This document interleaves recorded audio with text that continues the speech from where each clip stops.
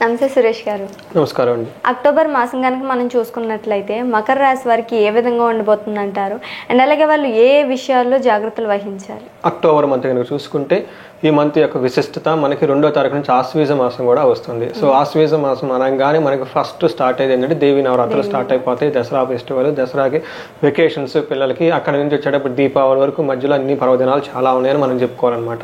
ఇంత విశిష్టమైన మాసంలో మనకి అక్టోబర్ మంత్లో మకర రాశి వాళ్ళకి 2024 సంబంధించి ఎలా ఉందో మనం చూద్దాం. సో వీళ్ళకి వచ్చేటప్పుడు మకర రాశి కనుక మనం చూసుకుంటే ఉత్తరాషాఢ 3-4 పాదాలు వాళ్ళు కలుస్తారు. తర్వాత ధనిష్ట శ్రావణ 1-2-3-4 పాదాలు, ధనిష్ట 1-2 పాదాలు మస్తు మనకి మకర రాశిలో వస్తాయని చెప్పుకోవాలన్నమాట. మన అక్షరాలు కనుక చూసుకుంటే జో, జా, జీ, జో, జే, జో, ఖా, గా, గి ఈ అక్షరాలు కలిగిన వాళ్ళు కానీ, లేదంటే ఇలా సౌండ్ వచ్చే సుమారుగా కానీ ఉన్న వాళ్ళంతా కూడాను మనకి మకర రాశి కింద వస్తారని చెప్పుకోవాలన్నమాట. సో ఈ మకర రాశిలో ఉన్న వాళ్ళు చాలా ఇంటెలిజెంట్, గీతాలాపన పరుడు, తర్వాత శాస్త్రజ్ఞుడు అవుతాడంట. ఓకే, తర్వాత లేడీస్ అంటే బాగా ఇష్టపడతారు వీళ్ళు, అందుకని చెప్పేసి ఇవంతా మకర రాశి సంబంధించిన వాళ్ళు అని చెప్తారనమాట. అయితే ఈ మాసంలో కనుక గ్రహస్థితి మనం చూసుకుంటే ప్లానెట్స్ చుట్టూ మూవ్ అవుతూ ఉంటాయి కాబట్టి ఈ రాశిలో వాళ్ళకి సూర్యుడు వచ్చేటప్పుడు 17వ తారీఖున మనకి తులారాశిలోకి మూవ్ అవుతూ ఉన్నారండి. అదే తులారాశిలోకి మెర్క్యూరీ కూడా 10వ తారీఖు మూవ్ అవుతూ ఉన్నారు. శుక్రుడు 13వ తారీఖున వృశ్చిక రాశిలోకి ఎంటర్ అవుతూ ఉన్నారండి. మార్స్ కుజుడు వచ్చేటప్పటికి క్యాన్సర్ మనకి కర్కాటక రాశిలోకి 20వ తారీఖు నుంచి వస్తున్నారండి. ఇవి వచ్చేటప్పటికి మనకి గ్రహం యొక్క స్థితులు ఈ డేట్స్లో మనకి చేంజ్ చేస్తున్నాయి. ఈ తర్వాత ఈ ప్లానెట్స్ ఎప్పుడైతే ఈ డేట్స్లో మూవ్ అయినాయో సడన్గా వాళ్ళ చుట్టూ ఉన్న పరిస్థితులు కొన్ని మార్పులు వచ్చేసి వాళ్ళ లైఫ్ మీద ఇంపాక్ట్ అవుతూ ఉంటుంది కాబట్టి మనం గోచారం చూస్తాం. ఇందులో మనం కనుక చూసుకుంటే సూక్ష్మ గోచారం అనే ఒక పద్ధతి ఉంది. ఈ పద్ధతిలో కనుక చూసుకుంటే 17వ తారీఖు ముందు 17వ తారీఖు తర్వాత ఎలా ఉంటుందో చూడొచ్చు. ఫస్ట్ 17వ తారీఖు ముందు మనం కనుక చూసుకుంటే వీళ్ళకి ద్వేషం, వీళ్ళ చుట్టూ వీళ్ళని ద్వేషించే వాళ్ళు ఎక్కువగా ఉంటారు అని మనం చెప్పుకోవాలి. తర్వాత ధనం, అందాల్సిన ధనం రాకుండా కొంచెం ఇబ్బంది పడే అవకాశం ఎక్కువగా కనిపిస్తుంది. కానీ ఏదైనా పని చేస్తే ఆటంకాలు ఎక్కువగా కలుగుతాయి. తర్వాత గొడవలు కూడా వీళ్ళకి అయ్యే అవకాశం ఎక్కువగా ఉంది కాబట్టి మకర రాశి వాళ్ళు వచ్చే నెల అంటే అక్టోబర్ 17 ముందు కొంచెం జాగ్రత్తగా ఉండాలి మనం చెప్పుకోవాలి. అయితే 17th తర్వాత వీళ్ళకి గోల్డెన్ స్పూన్ అద్భుతమైన టైం వచ్చేసింది. వీళ్ళకి క్రియాఫలం ఏదైనా కనుక పని చేస్తే ఆ పనిలో అనుకున్న పని అనుకున్నట్టు విజయం కలిగిస్తుంది. సంపద, ఇప్పటిదాకా రాని డబ్బులు ఏదైనా కనుక ఉంటే ఇక ప్రో స్టార్ట్ అయిపోతుంది వాళ్ళకి. All round happiness. ఓకే, మొత్తం 17 వరకు కొంచెం అటు ఇటుగా ఉన్న తర్వాత నుంచి మాత్రం బాగుంది. అవును, ఏమంటారు దశ దిక్కులు అంటారు చూడండి, దశ దిక్కులకి వీళ్ళకి హ్యాపీనెస్ వస్తుంది. అలానే అభయం, కొంచెం ఎక్కడో ఇన్సెక్యూరిటీగా ఉంటారు. ఇదేంటి 17th తర్వాత అని చెప్పేసి ఇది క్రియ మనకి లఘు గోచారం అనే కాన్సెప్ట్ను వాడి. ఇది కాకుండా మామూలు గోచారం ప్రకారం కనుక చూసుకుంటే ఇండివిజువల్గా ఒక్కొక్క ప్లానెట్ ప్రకారం మనం చూసుకుంటే ఎలా ఉంటుందంటే 10th హౌస్లో ఉండటం వల్ల వీళ్ళకి అది సెప్టెంబర్ 17th నుంచి 27 ఈ 10 days టైం ఆ తర్వాత దీని ఇంపాక్ట్ ఎక్కువగా ఉంటుందని మనం చెప్పుకుంటాం. అప్పుడు ఎలా ఉంటుందంటే వీళ్ళకి ధనలాభం చక్కగా చూపిస్తుందండి, ఆరోగ్యం బాగుంటుంది, బంధుమిత్రులు కలుస్తారు, అధికారులతో కలుస్తారు, పెద్దలతో సంభాషిస్తారు, మంచి సౌఖ్యంగా ఉంటారు, అనుకున్న పని అనుకున్నగా చేస్తారు, మనసులో కోరికలు ఏమైనా ఉంటే ఈ టైంలో నెరవేరుతాయి. సూర్యుడు బాగా హెల్ప్ చేస్తున్నాడు. నైస్. తర్వాత 4th హౌస్లో ఉండటం వల్ల కొంచెం ఇంట్లో అలా జరిగే అవకాశం ఎక్కువగా ఉంది. కొన్ని విషయాల్లో సుఖం లేకపోవటం, ఇంటిలో భయంగా ఉండటం, భోజనం, తర్వాత సుఖహాని అంటే 4th హౌస్కి సంబంధించి లగ్జరీ కంఫర్ట్ హౌస్ని 4th హౌస్ అంటారన్నమాట. ఈ విషయాల్లో కొంచెం వాళ్ళు ఇబ్బంది పడే అవకాశం ఎక్కువగా ఉంది, అంత ఫ్రిక్షన్ అయ్యే అవకాశం ఎక్కువగా ఉంది. తర్వాత ప్రయాణాలు కనుక చేస్తే విఘ్నాలు ఉంటాయి. దూర ప్రయాణం వెళ్ళేవాళ్ళు కొంచెం బ్యాకప్ ప్లాన్ పెట్టుకొని చక్కగా వెళ్ళండి. అనారోగ్యం, అప్పు వాళ్ళ ఒత్తిడి కూడా అవకాశం ఎక్కువగా ఉంది వీళ్ళకి. సో ఈ విధంగా చూసుకుంటే మనకి సూర్యుడు వల్ల వీళ్ళకి ఒక 60-70% బాగుంది, ఒక 30% కొంచెం అక్కడక్కడ ప్రాబ్లమ్స్ ఉన్నాయి కాబట్టి ఇది కేర్ తీసుకోవాలి. ఇది కూడా 17th నుంచి మంత్ ఎండ్ వరకు ఈ ఫలితాలు అప్లై అవుతుంది మనం తెలుసుకోవాలి. కుజుడు కనుక మనం చూసుకుంటే వీళ్ళకి 6th హౌస్లో ఉన్నారండి. 6వ ఇంట్లో కుజుడు ఉండటం వల్ల వీళ్ళకి చాలా మంచి జరుగుతుంది అని మనం చెప్పుకోవాలి. ఏ విధంగా మంచి జరుగుతుందంటే వీళ్ళకి ధనధాన్య లాభం, కీర్తి, మనసుకు సుఖం, పుణ్యకార్యాలు చేస్తూ ఉంటారు, తర్వాత హోమాలు చేస్తూ ఉంటారు, యజ్ఞాలు చేస్తూ ఉంటారు, నూతనంగా వస్తువులు కొంటారు, షాపింగ్కి వెళ్తారు, తర్వాత వివాహిత రహితంగా శత్రువులు లేకుండా చక్కగా వెళ్తారు. ఇప్పటిదాకా వీళ్ళు ఏదైనా పని చేస్తుంటే వీళ్ళు ఒక పాపం బ్యాక్ బయట ఇచ్చేసి లాగుతున్న వాళ్ళు అలిసిపోతారు, వెళ్ళిపోతారు, మిమ్మల్ని వదిలేసిపోతారు. తర్వాత వివాదంగా ఉంటారు, అనుకున్న పనులన్నీ అనుకున్న విధంగా చేసేస్తారు. కుజుడు వీళ్ళకి యాక్చువల్గా చాలా మంచి చేస్తున్నారు. అందులోనూ 20th తర్వాత వీళ్ళకి గోల్డెన్ టైం స్టార్ట్ అయిందని చెప్పుకోవాలన్నమాట మంత్ తర్వాత వీళ్ళకి 9th హౌస్లో చూడటం వల్ల కొంచెం ఇబ్బంది పడే అవకాశం ఎక్కువగా ఉంది. దృష్టి ఉండటం వల్ల ఏ విషయంలో ఇబ్బందిగా ఉందంటే స్థాన భ్రష్టత్వం చెందుతారు, తర్వాత ద్వేషం వస్తుంది, ప్రయాణాలు ఈ విషయంలో కొంచెం జాగ్రత్తగా ఉండాలి. ఆందోళనలు, అవమానాలు, ఆర్థిక నష్టము, పరాభవము, బలహీనత, ఇవి కాకుండా అన్న వస్త్రాదులకు కటకటలాడే, అంటే ఏదో వీళ్ళు చాలా బిజీ అయిపోయి టయానికి భోజనం చేయక ఇబ్బంది పడే అవకాశం ఎక్కువగా ఉంది. శారీరకంగా కొంచెం అలసటపోయి ఎక్కువగా అవకాశం ఎక్కువ ఉంది కాబట్టి తగినంత రెస్ట్ తీసుకోవడం చాలా అవసరం. అలా నేను ఫస్ట్ హౌస్లో కూడా ఉండటం వల్ల శరీరానికి గాయాలు అయ్యే అవకాశం ఎక్కువగా ఉంది. కేర్ఫుల్గా ఉండాలి. బంధువులతోటి, భార్యలతోటి వైరం, యక్ష రాక్షస పీడలు, ఇది చాలా ఇంపార్టెంట్. ఎందుకంటే కుజుడు ఫస్ట్ హౌస్లో ఎప్పుడైతే చూస్తారో శారీరకంగా తెలవకుండా మనకి రాత్రిపూట కాళ్ళు లాగటం, జుమ్మంటం, ఏదో ఎక్కడో బాధ ఉండటం, ఇవన్నీ జరుగుతూ ఉంటాయి. అధికారులతో మాట పట్టింపులు ఉంటాయి. కొంచెం స్మూత్ గోయింగ్గా వెళ్తే ఇదంతా ఇంటర్ పర్సనల్ స్కిల్స్ అంటారు కదా, ఇంటర్ పర్సనల్ స్కిల్స్ కొంచెం టాలెంటెడ్గా, స్మార్ట్గా కనుక వెళ్తే కుజుడు చాలా మంచి చేస్తాడు అని మనకు చూపిస్తుంది. తర్వాత శుక్రుడు వచ్చేటప్పటికి వీళ్ళకి 10వ హౌస్ 10th హౌస్లో 2 సార్లు 2 హౌస్లో అటు తిరుగుతూ ఉండటం వల్ల ఏమవుతుందంటే అండి, వీళ్ళకి ఏ ప్రకారంగా చూసుకున్నా కానీ కుజుడు చాలా మంచి చేస్తున్నాడు అని మనం చెప్పుకోవాలి. కుజుడు అంతా చాలా మంచి చేస్తున్నాడు. ఏ విధంగా మంచి చేస్తున్నారు అని మనం చూసుకుంటే వీళ్ళకి 10th హౌస్లో ఉండటం వల్ల మిత్రలాభం ఉంటుంది, అపజయం ఉంటుంది.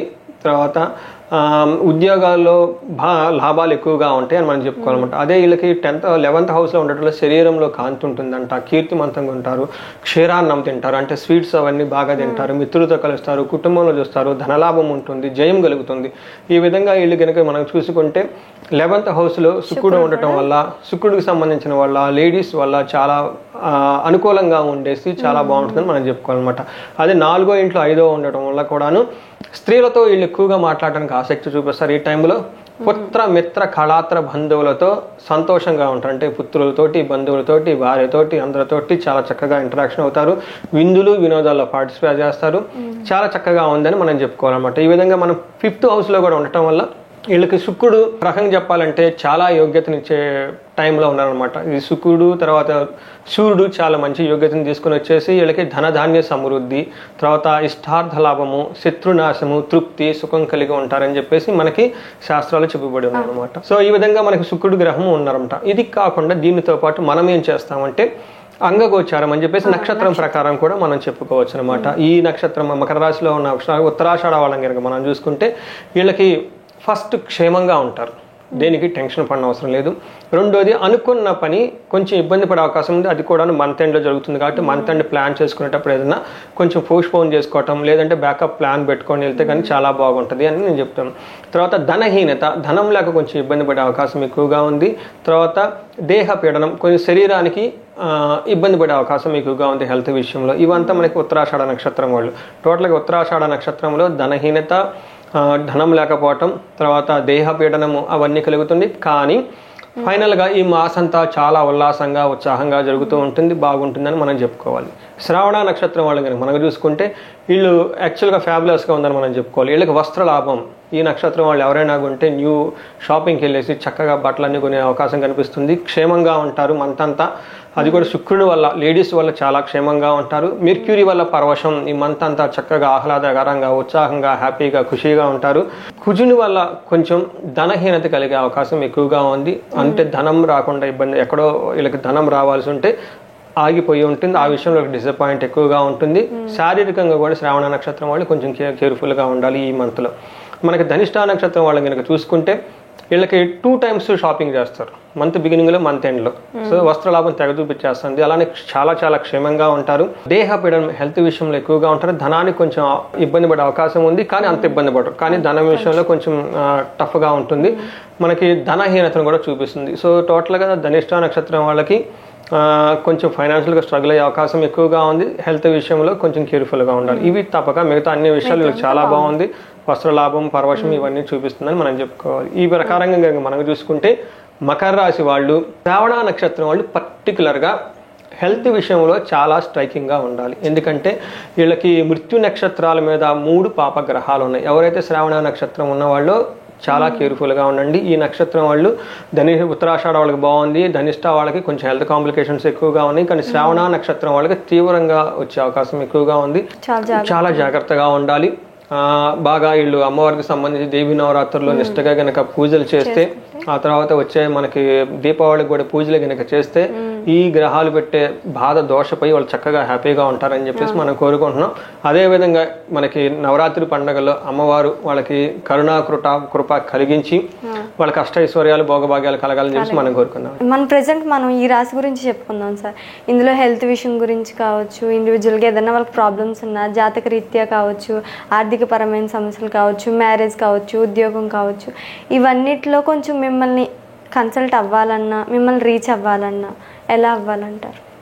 వెరీ గుడ్ క్వశ్చన్ అండి. కొంతమంది ఫోన్లు చేసి కనుక్కోవాలనుకుంటే, ఎందుకంటే ఇది గోచారం వచ్చేటప్పటికి హయ్యర్ లెవెల్లో ఉంటుంది. ఇండివిజువల్గా వాళ్ళ జాతం డిఫరెంట్గా ఉంటుంది. దశాభుక్తిని బట్టి, అష్టక వర్గాన్ని బట్టి రిజల్ట్స్లో వేరీ ఉంటుంది, మన చేంజెస్ ఉంటుంది. అలాంటి వాళ్ళు ఇంకా క్లీన్గా తెలుసుకోవాలనుకుంటే స్క్రీన్ మీద కనిపిస్తున్న నెంబర్ ద్వారా మనకు ఒకవేళ మీ అపాయింట్మెంట్ కావాలన్నా కూడా సో ఈ స్క్రీన్ మీద ద్వారా నెంబర్ ద్వారా మనకు కనెక్ట్ అయితే వాళ్ళకి అపాయింట్మెంట్ ఇవ్వచ్చు. సో ఇంకొక నేనేమంటానంటే, ప్రతి ఇంట్లో ఒక వేదిక ఆస్ట్రాలజర్ ఉండాలి. సో ఆ ఇంట్లో శోకం అనేది ఉండదని చెప్పేసి మనకి శాస్త్రాల్లో చెప్పబడ్డాయి అనమాట. బృహత్ సంహిత అని అందులో గ్రంథాల్లో చెప్పారన్నమాట. అందుకని పూర్వకాలంలో ప్రతి ఇంట్లో ఉండేవాళ్ళు, ఈ రోజు తిథి ఏంటి, ఈ రోజు నక్షత్రం ఏంటి, ఎవరేం చేయాలి, వాళ్ళు ఏళ్ల మీద క్యాలిక్యులేషన్ చేసుకొని ముందుగా ప్లానుడ్గా అన్ని చేసేసుకునేవాళ్ళు. ఏ పూజలు చేయాలి, ఏ హోమాలు చేయాలని పెద్దవాళ్ళు అప్పుడు ఇంట్లో ఉండాలన్నమాట. అందుకని చెప్పేసి ఈ జనరేషన్లో గ్యాప్ వచ్చింది. కాబట్టి ఎవరైనా సరే మన వాళ్ళు ఎవరైనా కనుక నేర్చుకోవాలనుకుంటే మన ద్వారా వాళ్ళకి చక్కగా ఆథెంటిక్ అనే మహర్షులు చిన్న జ్ఞానాన్ని వాళ్ళకి అందించవచ్చు. కోర్స్ కావాలనుకుంటే కనుక ఈ నెంబర్కి చేస్తే మనం వాళ్ళకి అట్లీస్ట్ ఒక బేసిక్ కోర్స్, ఒక 15 days 20 days కోర్స్ ఇస్తే వాళ్ళకి అర్థమవుతుంది. అట్లీస్ట్ వీళ్ళు వేరే ఆస్ట్రాలజీ దగ్గరికి వెళ్ళినా వాళ్ళకి వీళ్ళు ఇది చెప్తున్నారు, వీళ్ళు అనాలిసిస్ చేస్తున్నారు, లేదంటే ఎదుటి వాళ్ళు గ్యాస్ చెప్తున్నారు, జ్ఞానం చెప్తున్నారు, మనకు అర్థంగా కన్ఫ్యూజ్లో ఉండకుండా ఇతను అప్రోచ్ కరెక్ట్గా ఉంది, ఇది శాస్త్రానుగుణంగా చెప్తున్నాడు అన్న విషయం జ్ఞానం వాళ్ళకు ఉంటుంది. రెండోది ఏంటంటే ఇంట్లో వాళ్ళే చూసుకోవచ్చు ఆ నక్షత్రం ఏంటి, ఇంట్లో వాళ్ళు ఎలా ఉన్నారు, వాళ్ళ మధ్య మనుషులు ఎలా అంటది అని తెలిసి 15 days కోర్స్ చేస్తే ఇవన్నిటి గురించి తెలుస్తుంది. అంటే బేసిక్ ఐడియా వస్తుంది. అంటే ఓవరాల్ గా పర్స్పెక్టివ్ అంటారు కదా, అసలు జ్యోతిష జ్ఞానం అంటే ఏంది, ఎలా చూస్తారు, అప్రోచ్ ఏంటనేది మనకు ఐడియా వస్తుంది. ఆ తర్వాత ఎక్స్పర్ట్స్ కావాలంటే 2-3 ఏళ్ళు చదువుకోవాలి, అది వేరే విషయం. బట్ అట్లీస్ట్ బేసిక్ నాలెడ్జ్ ఉంటుంది వాళ్ళకి అనమాట. సో అదండి శ్రీజ గారు. Thank you so much sir. Thank you అండి. సో చూసారు కదండి, ఈ వీడియోపై మీ అభిప్రాయాన్ని కామెంట్ చేయండి. అండ్ అలాగే మీకు ఇండివిజువల్గా ఏమైనా ప్రాబ్లమ్స్ ఉన్నా, ఆర్థిక పరమైన సమస్యలు కావచ్చు, ఉద్యోగంలో కావచ్చు, మ్యారేజ్ విషయంలో కావచ్చు, ఏ విషయంలో అయినా సరే మీకు ఏ ప్రాబ్లం ఉన్నా సరే స్క్రీన్ మీద కనిపిస్తున్న నెంబర్కి కాల్ చేయండి, మెసేజ్ చేయొచ్చు, వాట్సాప్ చేయొచ్చు. అండ్ అలాగే ఈ వీడియోని కామెంట్ చేయండి, షేర్ చేయండి, సబ్స్క్రైబ్ చేయండి.